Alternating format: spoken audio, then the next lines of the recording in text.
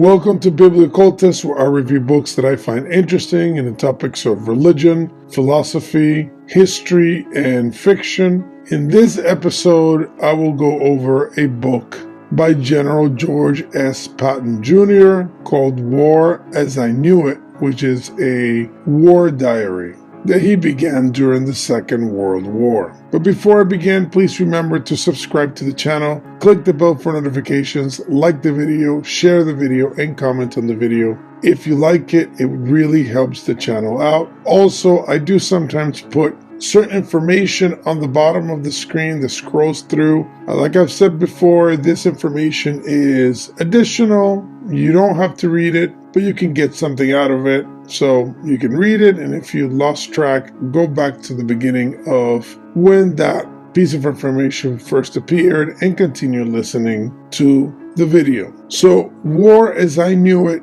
George S. Patton Jr. Now this edition I have is by Bantam Books from 1981. And I've had this book for many years. I just didn't read it for a while.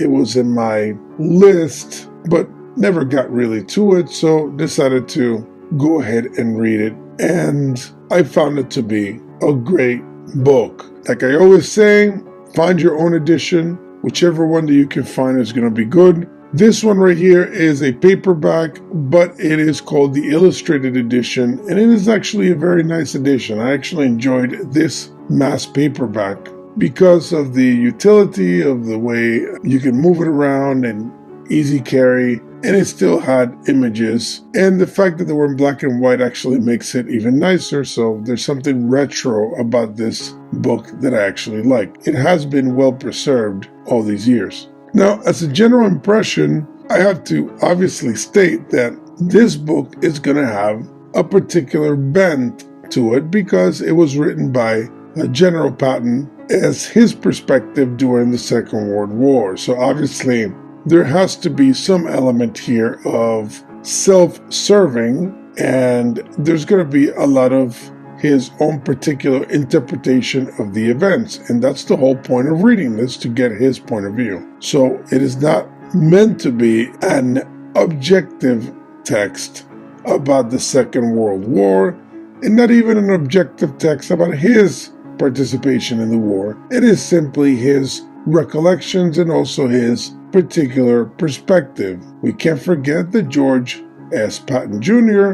did die quite close to the end of the war. So we don't even have a long-term kind of matured reflection on the events. We have a very fresh diary, if you will. So I'm going to go just over a few things that stood out to me, and then hopefully that entices you to get the book. First, when he went to Africa, because the United States invaded through Morocco to then take over Africa and then eventually go to Sicily and so on and so forth. I mean, the United States Army did go through different points to engage the Germans and the Italians. But obviously, General Patton is the head of the Third Army, so we're following the Third Army around. So I found it interesting that when he went into Morocco, he was prepared not only as a military man, but also culturally. He read the Quran, and he was very sensitive, or at least to the best of his ability, to the local perspective. He was aware that a lot of his soldiers were going to misbehave, and he coordinated with local authorities to establish punishments for them when they committed any type of crime. And this was very well liked by the local population and the local rulers, because they felt that this particular officer was respectful of their traditions. And of course, the book narrates all the interesting inner dynamics of the political life of Morocco at the time and how an American sees it, which is always going to be interesting. Now, Patton has his own reflections. He usually is very technical. He will go through aspects of battle and specific events, but he also has his own opinions about things. So, for example, one opinion that he has, that he believes that the Arabs would have had a completely different history if they would have been Christian instead of being Muslims. Now, of course, that would be controversial as a point of view, of course, but it is his point of view. And I do find it interesting that he would think that because Arabs were Christians for a long, long time. So that he would think that exchanging one religion for another would make a cultural difference. I find it an interesting perspective. And of course, he was a very devout Christian in his own way, and therefore he is expected in some way to have this point of view. Now, one military point of view that I found crucial in the work, and I think this book would be very attractive to not only those that like military history, but also people that love books about strategy, like The Art of War and these kinds of books. This book has a lot of that, especially in the appendixes at the end. Now, he argues that if the Germans and the Italians would have spent less time building defenses and more on offensive operations, that the Americans would not have been able to take their positions over. And this actually repeats throughout the book, that the Germans and the Italians spent a lot of time on engineering, blockades, and structures and defensive positions instead of engaging all their energy in attacking. And I think this has to do a lot with the perception they are being invaded the way they see it. Therefore, their initial instinctive reaction is to assume defensive positions. But I agree with Patton that if they would have seen it in a completely different way, they'd have been more successful, or at least that's the assumption. And I have an inclination to agree with General Patton on this, because this repeats throughout the story, throughout the chronicle that General Patton here is presenting. Now, there's a small part in which General Patton talks about the Knights of Malta, and his appreciation for the Knights of Malta, which is a reflection he has in Sicily, is very interesting because he goes into the heraldic requirements: 16 crosses of nobility, 18 months at sea, a vow of chastity, humility, and obedience. So all these elements that made the Knights of Malta, and just chivalry in general, and his appreciation for it then connects him to a long line of warriors and ancient generals. And I think General Patton was very aware of his role in history and the fact that the culture of war is very much not only part of human history, but very much part of a long line of historical personalities that have influenced it. And it is pretty clear to me that he was aware of his position in that line. And that self-awareness is in itself fascinating to me. Now, one of his favorite and most repeated quotes has to do with making plans to fit the circumstances instead of making a plan and then fitting the circumstances to the plan. And he's very particular about this because he believes that most officers will generate a plan that they think is great. Then once they try to implement the plan, they would somehow try to twist reality so that the plan works out. Whereas he's saying that you should always focus on the circumstances and the reality and then plan according to that reality and fit the plan to that reality instead of vice versa. And he repeats this often enough with actual examples in the book to prove his point. And again, I think it's very, very good advice. Now, another thing that I found shocking in the work is when General Patton lists the losses of each side after each major battle.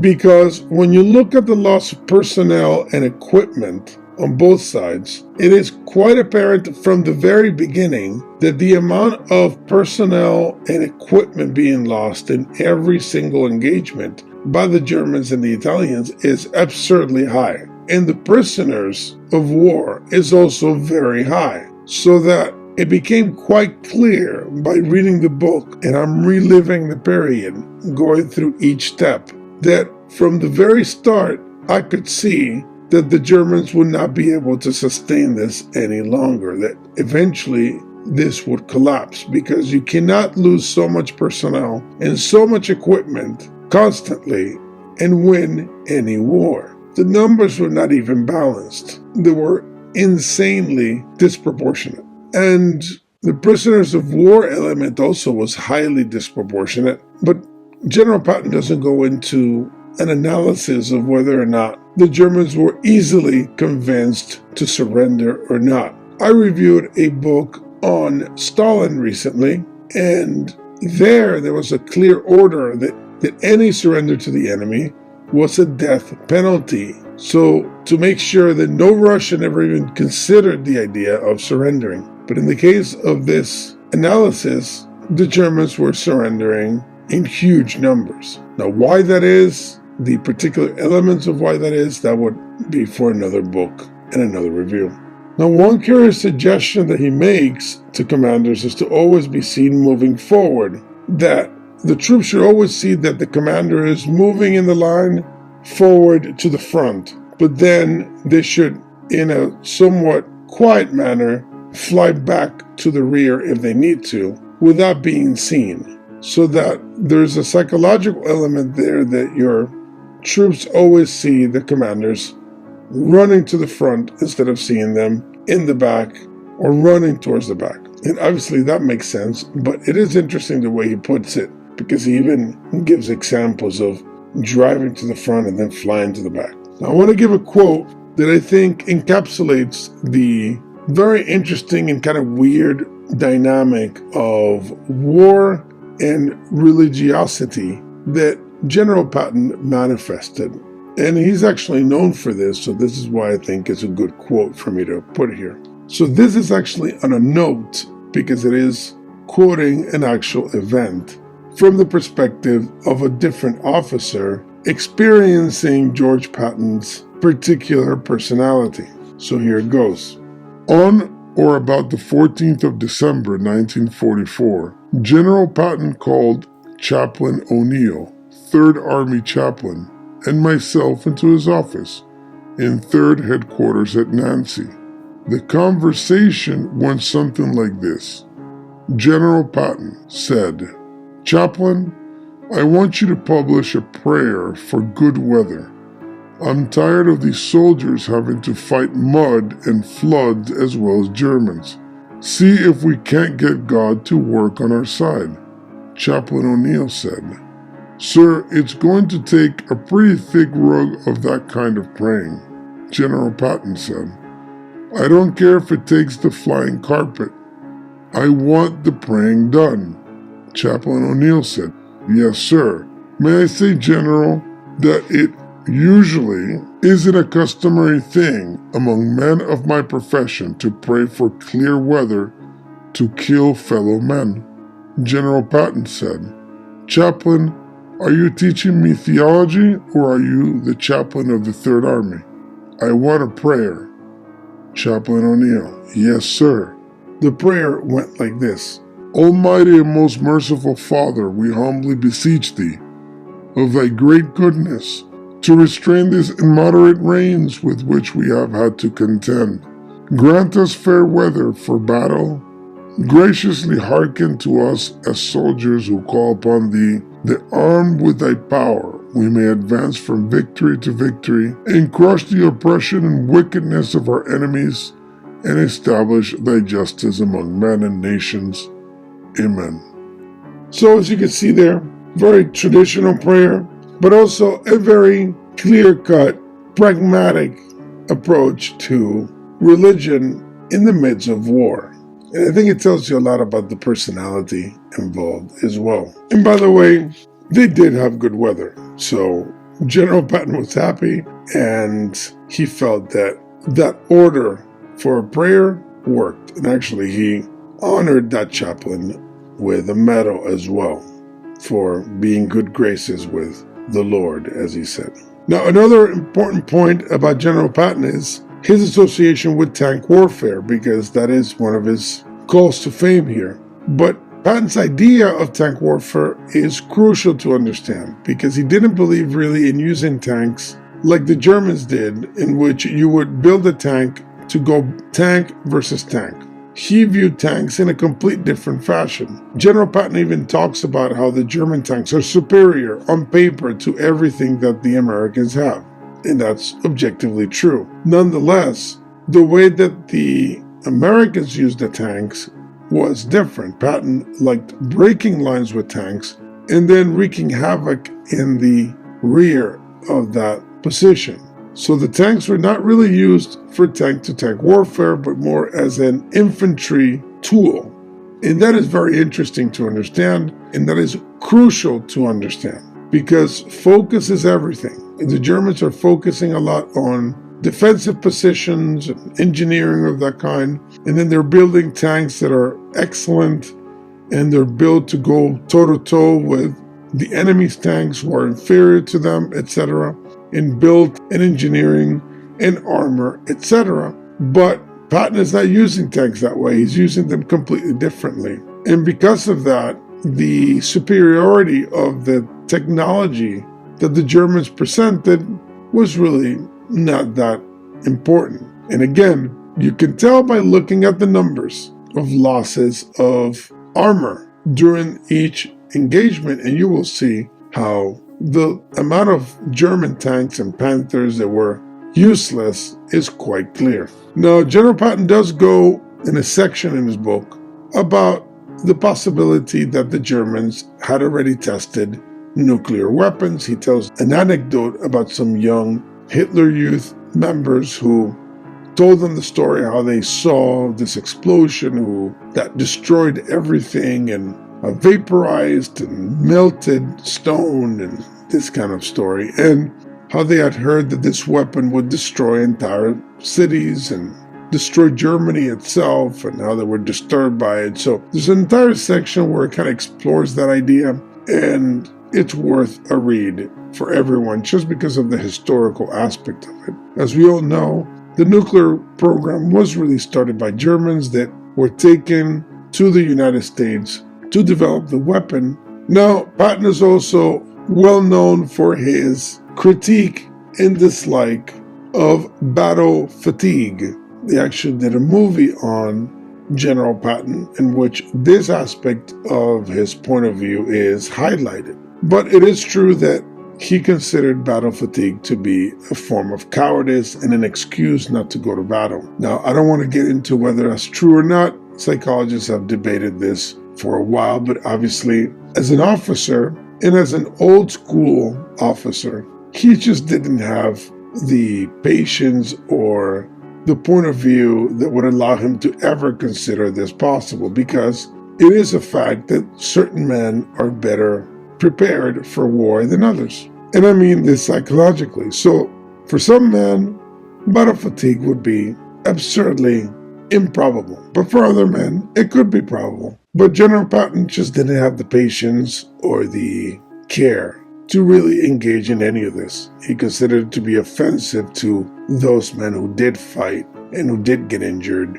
and took it like a strong traditional soldier. So that's a controversial aspect of his life that some people already know. And finally, I do believe that the appendix section of letters and proclamations from General Patton is an important aspect to read in the book. My favorite addresses discipline, in which he goes into detail how the key to every success in the military is discipline. And if you don't have discipline, you have nothing. And he goes into aspects of what that means, from the dress code to the way they keep the rooms to keeping time correctly, etc. Meaning that without being very, very harsh on discipline, you will not have a good fighting unit.